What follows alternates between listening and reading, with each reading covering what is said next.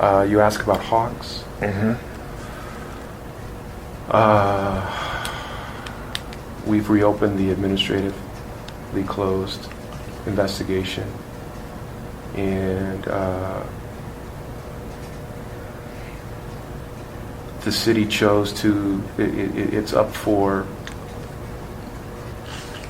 settlement conference on the 17th or the 18th civilly. Settlement conference, I don't know what that means. For the civil action. Civil, yeah. By her family? Right, her estate has sued the city. Mm-hmm. So it's set up for settlement conference.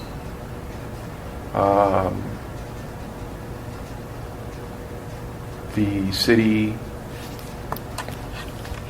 chose to try and exclude myself and Chris Melendres from the city council because it was.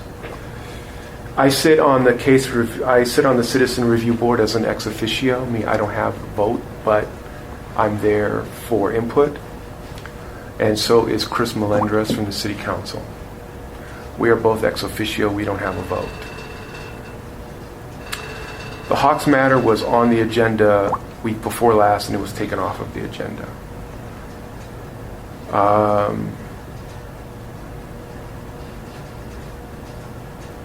Monday late afternoon, I got an email from the Peter. Simonson? No, from risk management from the city, saying that Chris and I were being excluded from the Citizen Review Board because they had an important matter that they wanted to discuss, and they didn't think it was appropriate that he and I be there. I suspected that it was the Hawks matter. Later on in the day, I got a call from the city attorney, Ms. Hernandez, and we discussed the matter, that yes, it was in fact the Hawks case, and she wanted to call and explain what the city's position was. I explained to her that I didn't agree with how they were handling that matter, and that I would have excused myself voluntarily because I didn't want to be in that discussion and listen to privileged information to make my determination when we do our ultimate review of the case. So I would have excused myself. I also said that I don't think there's any excuse for Chris Melendres to be excluded as the ex officio from the city council. And so I don't know the result. I had a conversation with Chris, and he was not going to attend, but then he decided to attend. And I have not heard from him, and I don't want to know the substance of the discussion. So they told him not to attend? They told him not to anyway. attend, and I believe that he was going to attend anyway. So I don't know what resulted from that. We also have this unusual circumstance where Stephanie Griffin, the city attorney, is going to be representing at least one of the officers involved in the case in our investigation, which I think is a conflict of interest. But she says that she has a waiver from this officer, and that there's a second officer who has requested that she represent this officer in our investigation. We have received the depositions from the civil action, and Paul has started his review of those depositions before he conducts his interviews. The internal investigation was conducted by Sergeant Norris, and his deposition has been sealed by an action of the city attorney. Why? I don't know the reasons why. And his role is, he investigated? He was the sergeant event. that did the internal investigation, the administrative investigation. And so that makes it not accessible to us? At this point, no. No, it is not accessible. It is not accessible to us. Well, that's an interesting... The deposition investigation we have. We don't have his deposition. Or we won't. So we don't, we have his report. We have his report. We don't have his deposition. And what do you think about them keeping information from us in our investigation? Well, there's clearly something wrong in this case, and they're closing ranks and trying to prevent us from finding out what it is.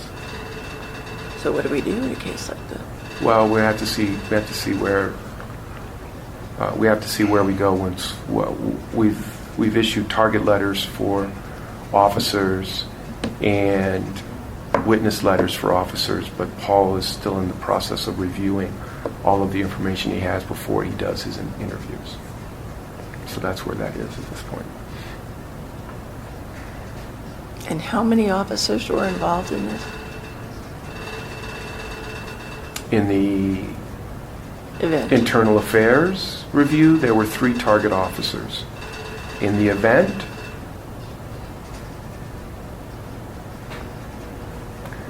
you probably had at least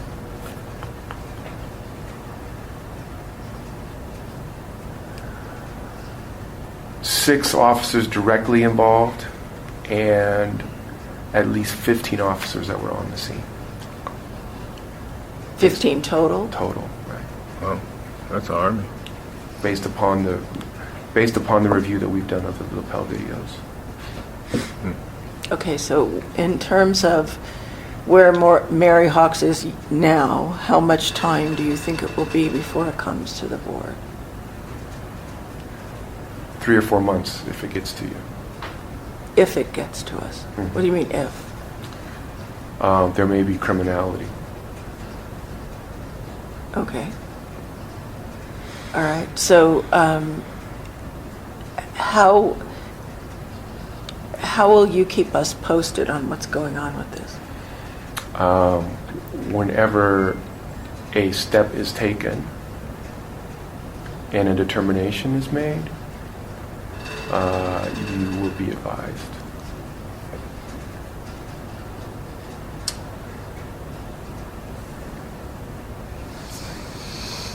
Okay.